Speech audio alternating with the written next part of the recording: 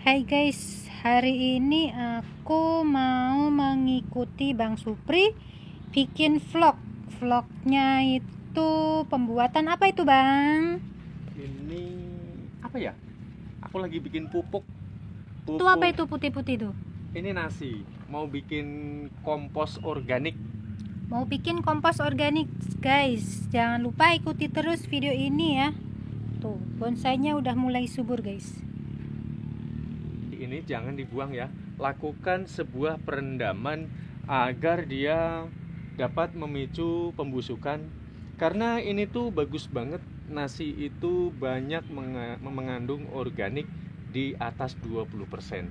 Jadi sangat bagus sekali jika kita padukan dengan kompos. Ini sudah aku sediakan, walaupun ini belum aku sortir tanahnya yang agak keras-keras ini, karena ini aku lagi berbagi tutorial ya. Dan selanjutnya yang perlu kita gunakan sebagai bahan kompos, kita perlu yang namanya kokopit, atau mungkin dapat juga menggunakan bahan dari pelepah ataupun batang pepaya ya lur. Seperti ini kan batang pepaya. Sebetulnya ini tuh langkah bagusnya dilakukan sebuah perendaman terlebih dahulu. Tapi karena ini udah sering kali kena hujan, jadi nggak perlu aku rendam kembali. Kebetulan kemarin aku sudah habis bikin, aku pakai buat ini serutku ini. Nah sekarang ini ada sisanya, aku pergunakan kembali. Yuk langsung aja. Ciro. Hal yang pertama, aku ingin menjelaskan terlebih dahulu. Ini kita harus mempergunakan tanah yang sudah memang kita sortir ya. Ini hanya tutorial, jadi nanti anggap aja ini sudah tanah yang sudah super mawur ya guys ya. Nah kemudian kenapa kita harus menggunakan sabut kelapa? Sabut kelapa tersebut berfungsi sebagai penahan kelembapan air agar media tanah kita ini nanti tidak segera mengering. Itu alasannya. Dan secara auto dia akan update ketika sudah zat taninnya dia hilang, larut, dia akan dapat memicu kestabilan, plus dia dapat menjadi organik secara otomatis, yang sehingga nanti organik tersebut dapat menciptakan satu unsur hara dan karbon dioksida, sehingga nanti ketika pohon sedang reproduksi fotosintesis, dia dapat larut bersama dengan air. Dan perlu dipahami, tidak semuanya tahu makanan bagi tumbuhan adalah air dan karbon dioksida gitu ya. Nah anggap aja ini sudah aku basahin, tapi sebetulnya yang bagus itu masih dalam posisi dia dalam rendaman kayak gini. Alasannya kenapa? Karena ketika nanti kita mencampurkan dengan tanah, ini tuh posisinya sudah lemas. Jadi sehingga tuh kita mencampurkan dengan tanah seperti ini tuh gampang gitu loh. Tuh. Dan jangan lupa diaduk sampai merata.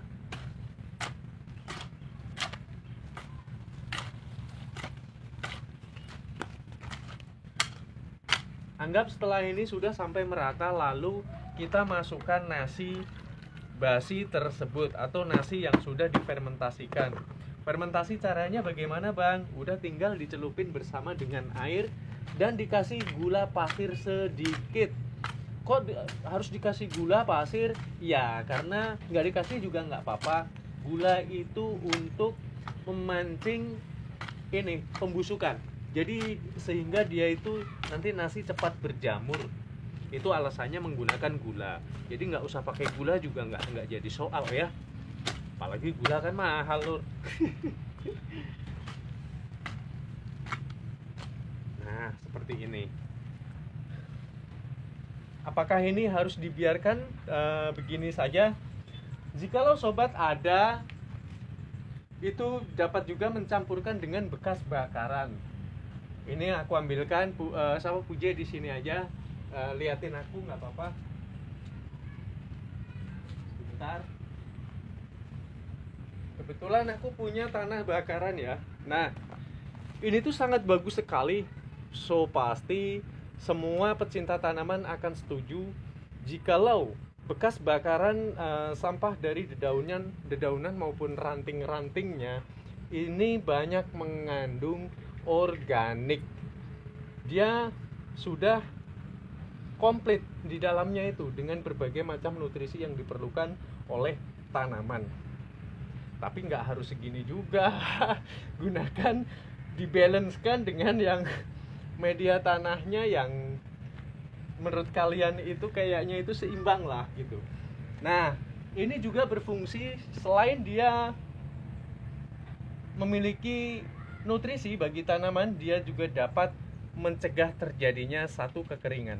Sobat dapat lihat teksturnya mungkin lebih dekat, bahwa ini basah ya karena di sini musim hujan ya. Ini tuh menahan kelembapan lebih lama dibanding dengan tanah, itu alasannya. Ini arang guys, ini tuh arang tuh, ya kan? Arang tapi masih agak keras juga ini, kan? Nah, ini campur-campur arang kayak gini, anggap aja ini arang ya, sudah jadi arang semuanya. Nanti kalau dia lembab, otomatis tanaman kita jadi adem di sekitar areal akar. Dan kompos itu apa sih Bang? Kompos adalah, selain dia juga dapat terupdate dengan secara otomatis dia menjadi organik yang dibutuhkan oleh tanaman, kompos berfungsi lebih berperan dia sebagai ini, tingkat kegemburan tanah. Jadi kalau kita menanam di dalam media itu nggak segera padat. Makanya betapa pentingnya kompos kalau menanam di media pot-pot atau mungkin polybag dengan media yang sangat terbatas. Oke, sudah seperti ini aja. Ya, lakukan sebuah ini ya. Pokoknya yang keras-keras kayak gini dibuangin. Kita singkirkan, anggap aja ini sudah selesai. Lalu kita adakan sebuah penyiraman. Makanya dibutuhkan lubang seperti ini agar nanti kalau kita menyirami itu airnya nggak kemana-mana. Ini tuh wajib disirami, iya. Ini harus disirami.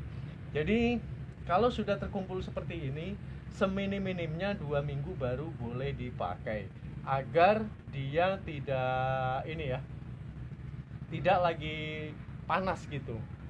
Sudah Pak dipastikan nanti tanaman kita jadi subur. Ini bukan hanya sekedar konten guys, ini tuh ilmu bermanfaat banget bagi kalian yang memang cinta dengan tanaman. Oke, terima kasih ya buat teman-teman ya. Kita jumpa pada konten selanjutnya. Bye bye.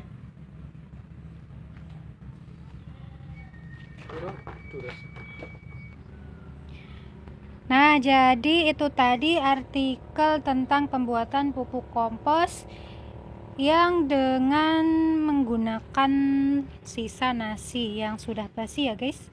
Semoga artikel ini bermanfaat buat para pecinta tanaman semuanya ya. Semoga tanaman kalian menjadi subur dan segar ya. Terima kasih sudah menonton. Bye bye.